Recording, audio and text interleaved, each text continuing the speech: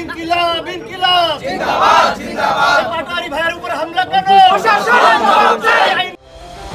ঝিনাইদহে হামলার ঘটনার পর পাল্টা কর্মসূচির ঘোষণা দিয়েছেন নাসিরউদ্দিন পাটোয়ারি। শুক্রবার দুপুরে ঝিনাইদহে তাকে ঘিরে সংঘর্ষ ও হামলার কয়েক ঘণ্টার মধ্যেই সন্ধ্যায় থানার সামনে অবস্থান কর্মসূচির ডাক দেন তিনি। নিজের ভেরিফাইড ফেসবুক আইডিতে দেওয়া এক পোস্টে নাসিরউদ্দিন পাটোয়ারি লেখেন, সন্ধ্যা 7টা থেকে ঝিনাইদহ সদর থানার সামনে অবস্থান, মামলা নিতেই হবে, বিচার করতেই হবে। এর আগে দুপুরে ঝিনাইদহ শহরে তাকে লক্ষ্য করে হামলার ঘটনা ঘটেছে বলে অভিযোগ করেন তার সমর্থকরা।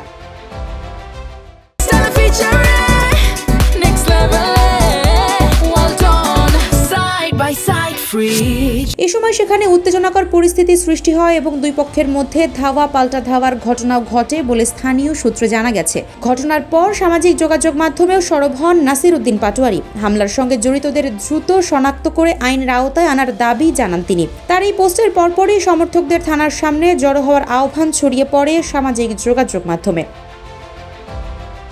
হামলার ঘটনায় এখনও আনুষ্ঠানিকভাবে কোনো মামলা হয়েছে কিনা সে বিষয়ে বিস্তারিত জানা যায়নি। মামলা গ্রহণ ও বিচার নিশ্চিত না হওয়া পর্যন্ত তারা মাঠে থাকবেন বলে স্পষ্ট জানিয়েছেন নাসিরউদ্দিন পাটোয়ারি। News desk, Ittefaq.